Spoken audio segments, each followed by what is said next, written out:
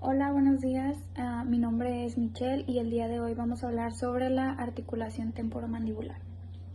Esto funciona como una bisagra que une a la mandíbula al cráneo. Pertenece al género de las bicondilias, pues es una diartrosis bicondilia. Para fines que aquí interesan, dividiremos su estudio descriptivo en superficies articulares y medios de unión de la articulación temporomandibular. Y primero que nada, para entender un poquito la información que sigue, vamos a tener claros algunos conceptos. Primero que nada, ¿qué es la articulación? Esta es la unión material de dos o más piezas, de modo que por lo menos una de ellas mantenga alguna libertad de movimiento, que sería la unión de dos huesos. Otro sería que es la diartrosis, que son las articulaciones que permiten un movimiento completo. ¿Y qué es una articulación bicondilia? Pues son los cóndilos del temporal y mandibular son los únicos elementos activos participantes en la dinámica articular, por lo que se considera a esta articulación una diartrosis bicondilia, ya que bicondilia es cuando los dos cóndilos están en el mismo sector enfrentados a dos cavidades para articularse. Y bueno, tenemos también lo que son las superficies articulares.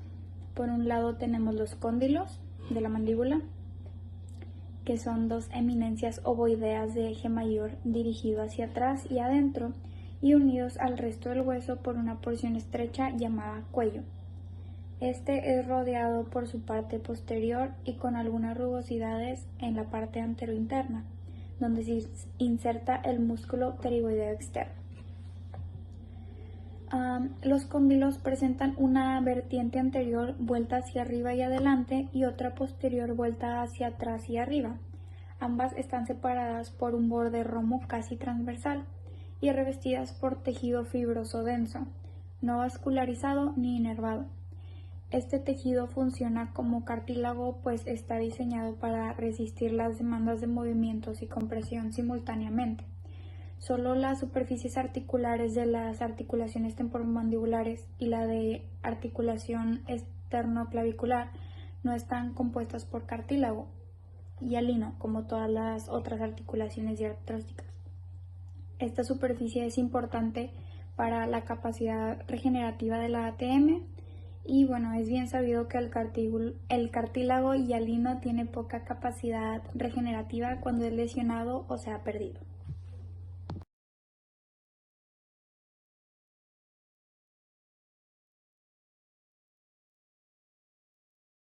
Yo les voy a hablar de las superficies articulares superiores, que es la eminencia articular de la raíz transversa de la apófisis cigomática, la cual es convexa de adelante a atrás y se halla vuelta hacia abajo y afuera. La cavidad glenoidea está situada detrás de la eminencia articular y es una depresión profunda de forma episoidal, cuyo eje mayor se dirige hacia atrás y adentro. Se halla limitada anteriormente por la eminencia articular y posteriormente por la cresta petrosa, de que está conformada la ATM.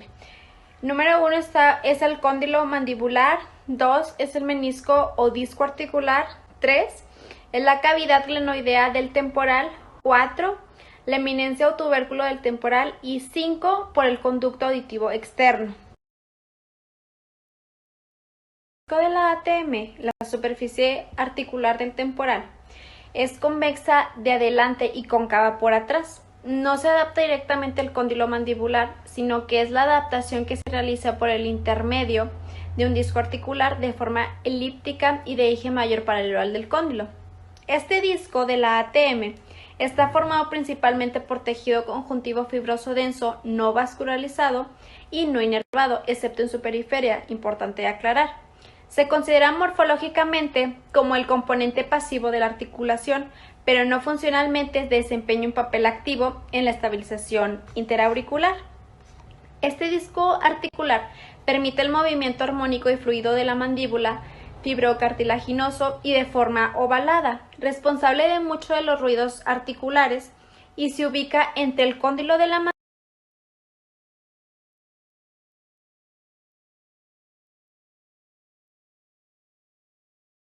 Hola, yo me llamo Isela y hoy estoy bien contenta porque pues nos toca aprender cosas nuevas juntos, pero vamos a iniciar por la lámina superior. Bueno, la lámina superior se inserta en la cara anterior inferior de la porción terosa del hueso temporal se compone de tejido conjuntivo con alto contenido en fibras elásticas, lo cual le proporciona una elasticidad y pues esto permite contrarrestar la tracción que ejerce hacia adelante de la superior del músculo pterigoideo externo sobre el disco articular. En palabras un poquito más fáciles, podemos decir que esta lámina superior se distiende totalmente y pues produce una fuerza retroactiva posterior sobre el disco. También hay que recordar una cosa que es bien importante y es que esta es la única estructura de la articulación temporomandibular capaz de proporcionar esta tracción del disco. Ahora continuamos con la lámina inferior y pues bueno, esta se inserta posteriormente al disco y después justo por debajo del borde posterior de la vertiente posterior superior del cóndilo. La dirección que sigue a partir de su origen es hacia adelante y arriba, pues hasta alcanzar el disco. Se compone primordialmente por fibras colágenas no elásticas y esta lámina sirve como freno que limita la rotación del disco hacia adelante. Bueno, ahora continuamos con la zona bilaminar y pues bueno, a este también se le llama retrodiscal y está compuesta por tejido conjuntivo laxo que está muy vascularizado e inervado. La membrana sinoval sobre ambas láminas, así que pues esta zona contribuye en gran medida al metabolismo del fluido sinoval.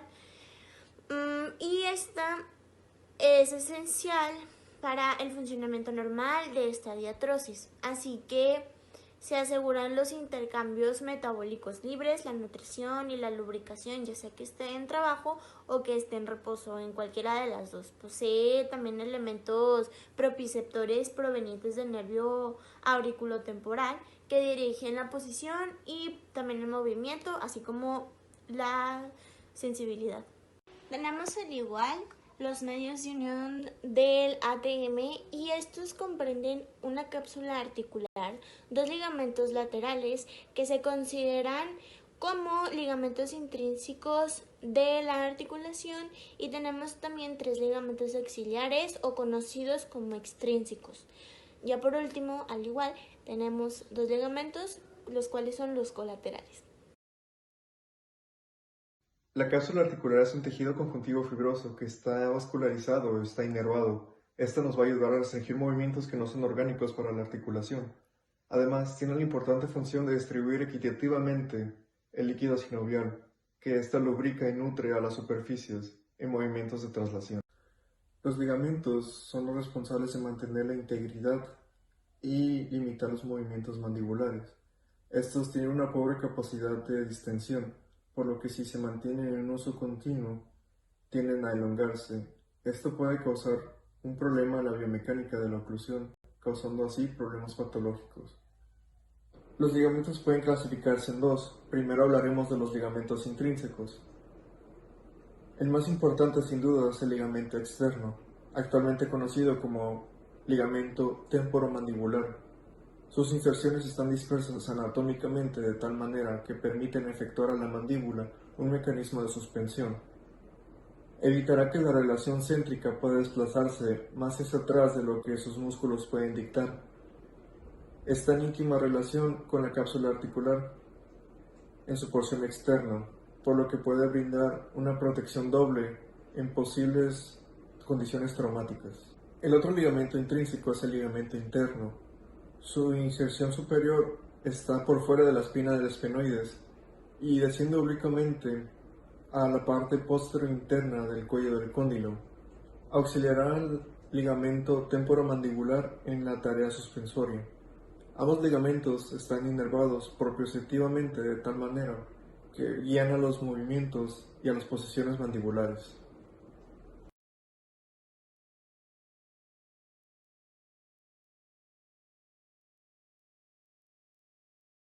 Hola compañeros, yo soy Adrey.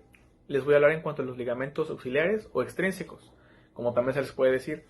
Primero que nada, pues sabemos que un ligamento tiene la función de unir los huesos y pues otra función también que tiene es poder unir las estructuras y poder mantenerlas estables.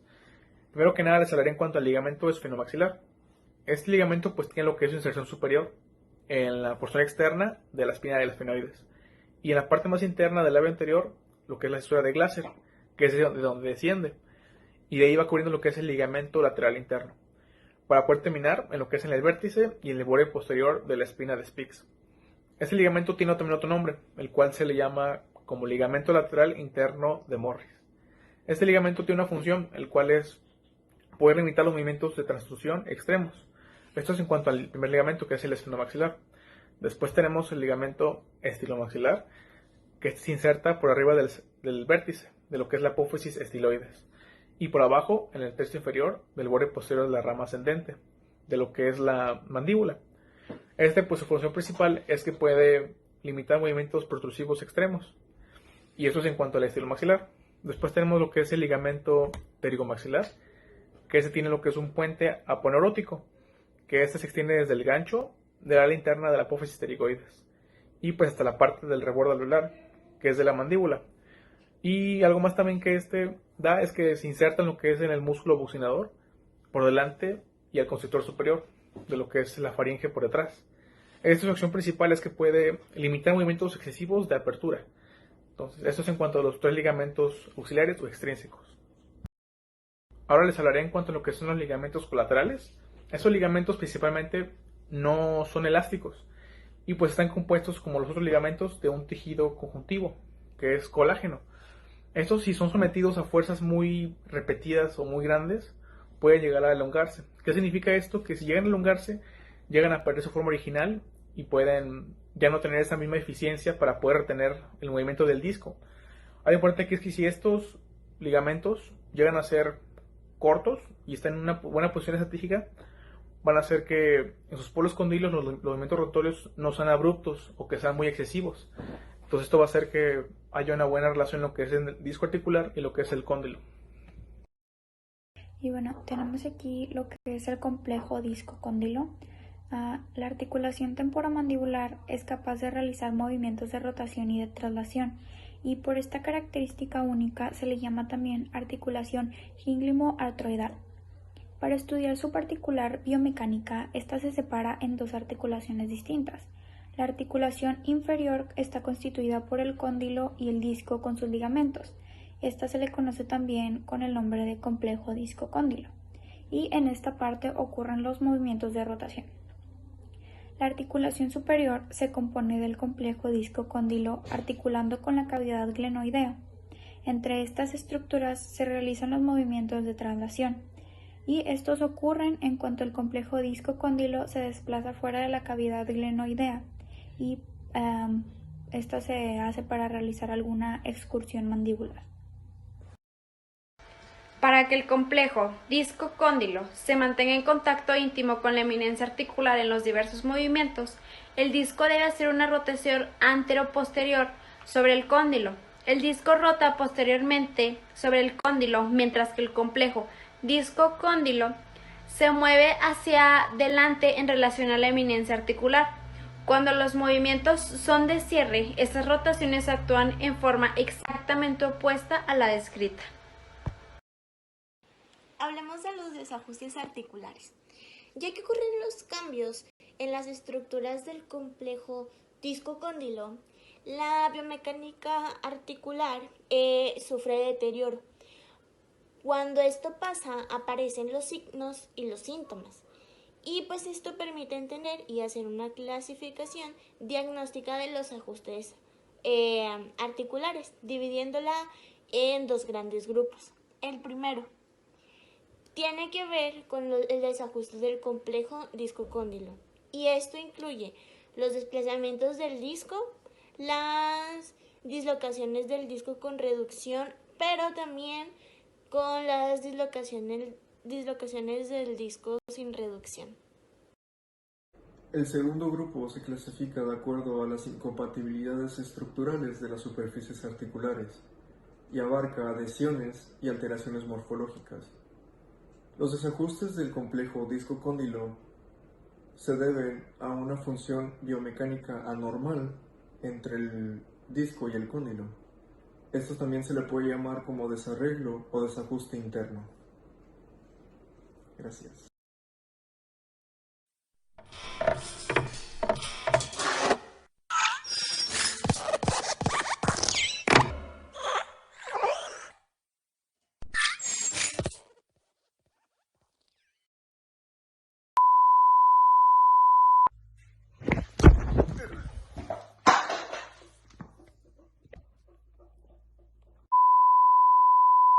Pterígoide externo sobre el díscolo articular.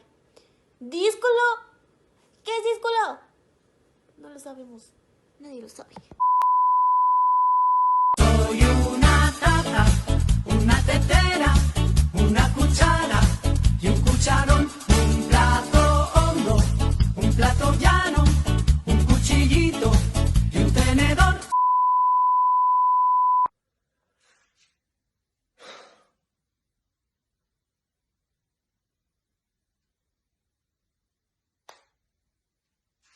No estoy diciendo.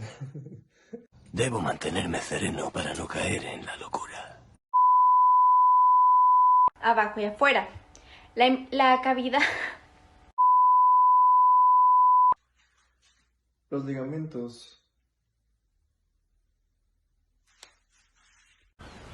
¿Qué? ¿Cómo que no?